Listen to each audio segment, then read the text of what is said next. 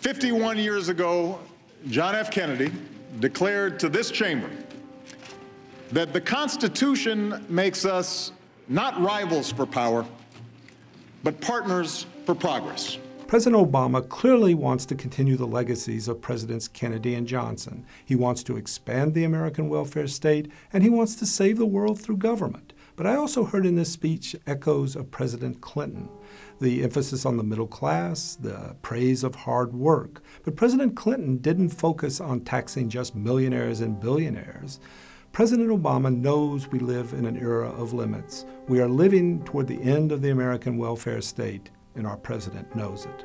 Over the last few years, both parties have worked together to reduce the deficit by more than $2.5 trillion, mostly through spending cuts. Let's be absolutely clear. There have been no spending cuts under this president. In 2010, the first year that this president was responsible for the budget, the federal government spent $3.4 trillion. Last year, the federal government spent $3.5 trillion. And for the first 4 months of this year, we're spending at a faster pace than we did in the first 4 months of last year.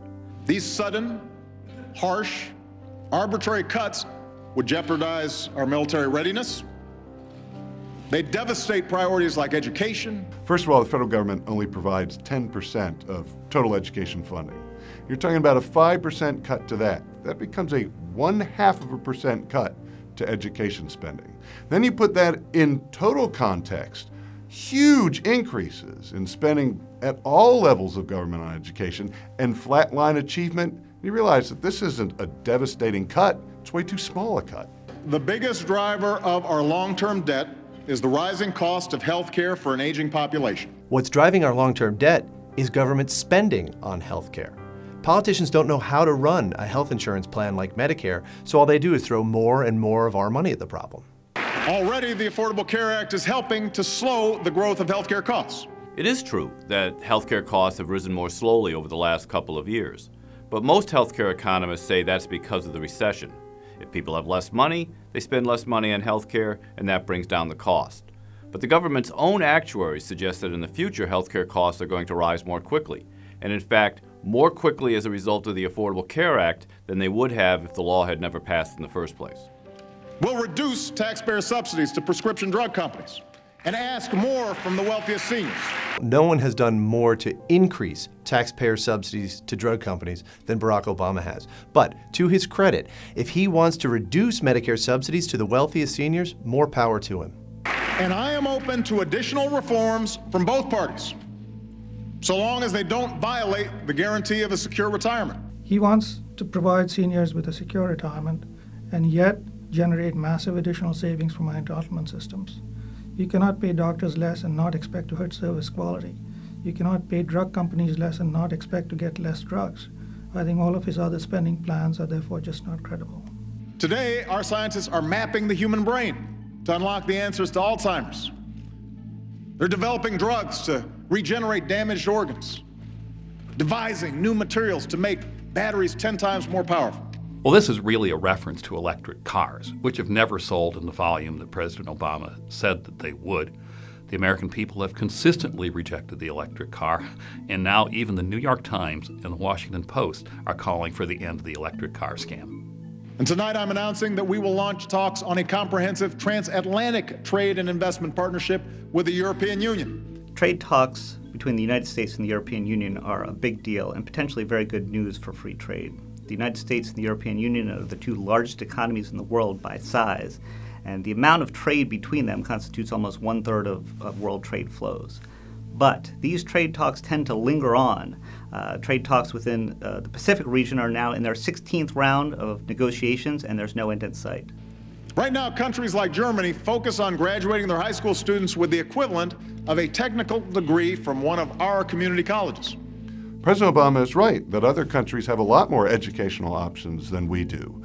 More robust vocational tracks, lots of different ways for kids to get educated. And that's what we need. The problem is that President Obama opposes the best way to get those sort of options, and that's school choice. Through tax credits, grants, and better loans, we've made college more affordable for millions of students and families over the last few years. we make it more affordable by giving you more money to pay.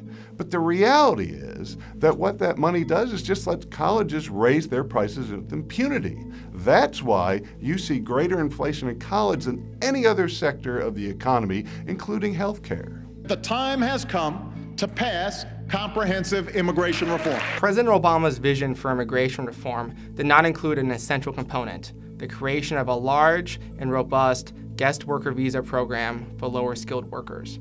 Such a program is absolutely essential in order to channel future immigrants into the legal market and provide the legal workforce that America needs to continue to grow. Women should earn a living equal to their efforts. And finally pass the Paycheck Fairness Act this year. For 50 years, it's been illegal to discriminate based on gender in hiring, promotion, and salary decisions.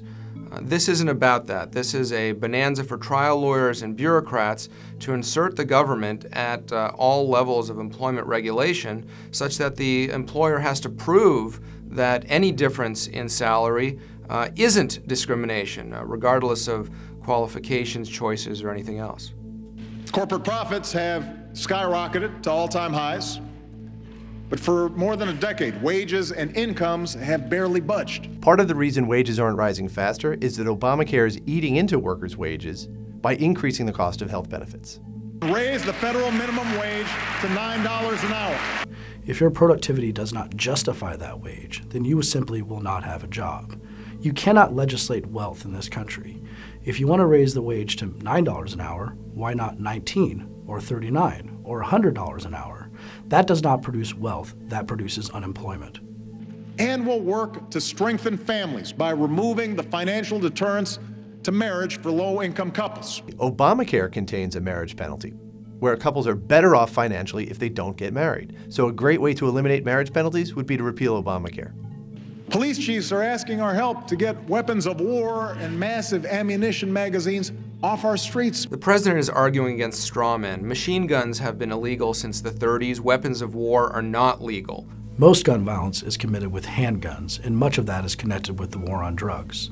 If the president is serious about curtailing gun violence in this country, he should end a failed war on drugs and not commence an attack on popular firearms that are used for sport, hunting, and lawful self-defense, such as the AR-15. None of the gun control measures that he's proposing, even the constitutional ones, have been shown to reduce gun violence in any way. Chicago and D.C. have some of the highest rates of gun violence, and they also have the most strict gun control measures. I signed a new executive order that will strengthen our cyber defenses by increasing information sharing and developing standards to protect our national security, our jobs, and our privacy. Think of the president's executive order as top-down, Soviet-style cybersecurity. It seeks to use the power of the executive branch to force the corporate sector to do the government's bidding without any authority under law.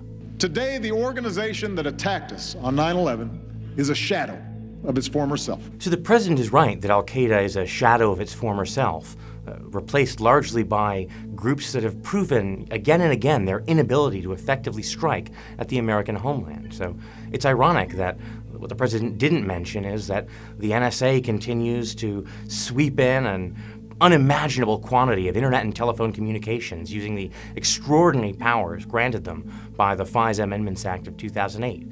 The FBI continues to build a network of informants far beyond the dreams of J. Edgar Hoover, even as the domestic threat now largely consists of unemployed losers that the FBI has to provide with funding, bombs, and even plans.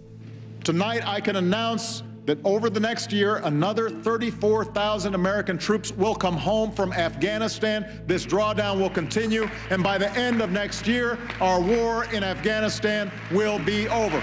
It's welcome news that President Obama said he's going to cut U.S. troop numbers at least in half by next year. What he didn't articulate is exactly how many U.S. troops will remain after 2014 and what their designated role will be. America's commitment to a unified and sovereign Afghanistan will endure. President Obama really shifted the goalposts on Afghanistan. The original objective of the surge was to reverse the Taliban's momentum.